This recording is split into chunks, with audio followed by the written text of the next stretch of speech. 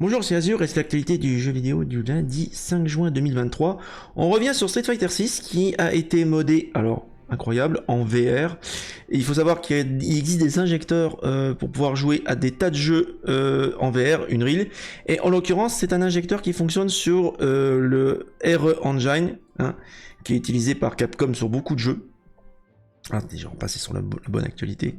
Donc, en l'occurrence, voilà, on a quelqu'un qui a sorti une version d'injecteur pour ce jeu-là. Donc, on voit, en fait, on peut regarder à travers les yeux d'un spectateur, visiblement. Alors, pas encore à travers les yeux des personnages. Alors, moi, je vous déconseille d'utiliser ça en ligne, comme ils le disent, parce qu'à mon avis, s'il y a un anti-cheat dans Street Fighter 6, bah, vous risquez de vous faire kick ou ban votre compte, ce qui serait un peu dommage. Enfin voilà, c'est un peu une preuve de concept. Ça doit vous donner quand même sacrément le tournis, hein. Imaginez ça en... Alors ça pourrait être intéressant pour regarder, je sais pas moi, des replays de matchs de compétition en tant que spectateur. Ça pourrait être intéressant que Capcom intègre officiellement un mode VR dans Street Fighter 6 pour les spectateurs. Comme ça ils pourraient regarder les matchs de façon assez inédite, comme les PNJ qu'on voit au bord de l'écran. Bon, c'est là qu'on voit que on voit bien que les stages sont vraiment en 3D pour le coup.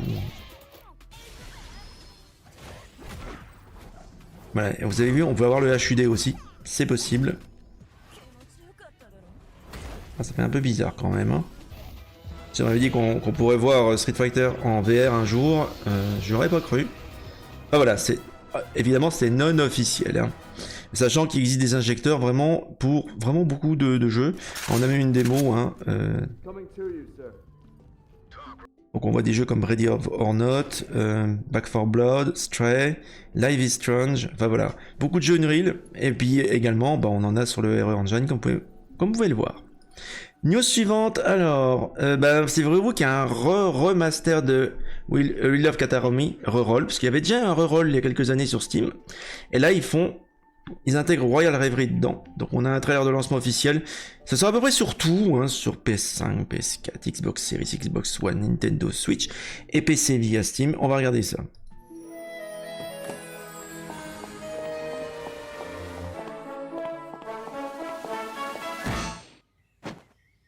Bon, c'est toujours aussi haut perché, hein.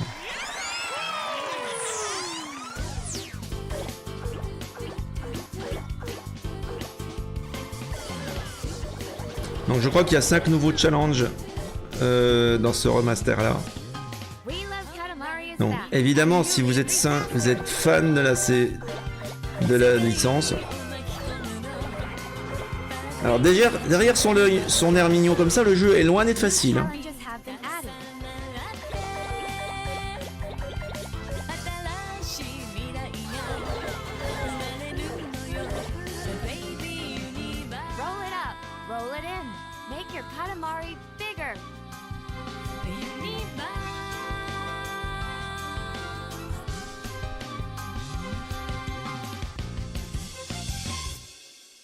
Bon, toujours aussi bizarroïde, quoi. Voilà, c'est disponible dès maintenant.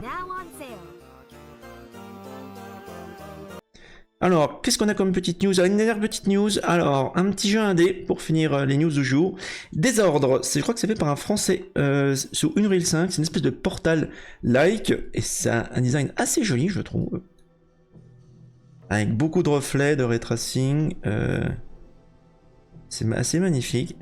Donc si vous êtes dingue de Portal et de ce genre de jeu là, je crois que c'est sorti à un petit prix sur Steam.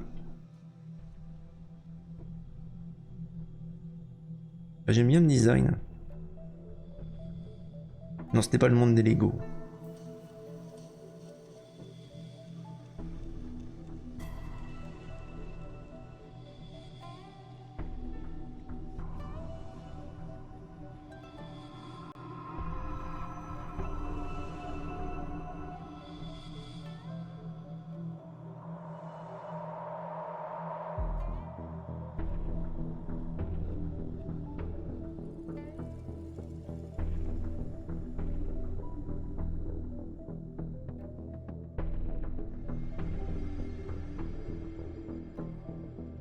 Alors je comprends pas trop comment on y joue, hein. C'est disponible sur Steam.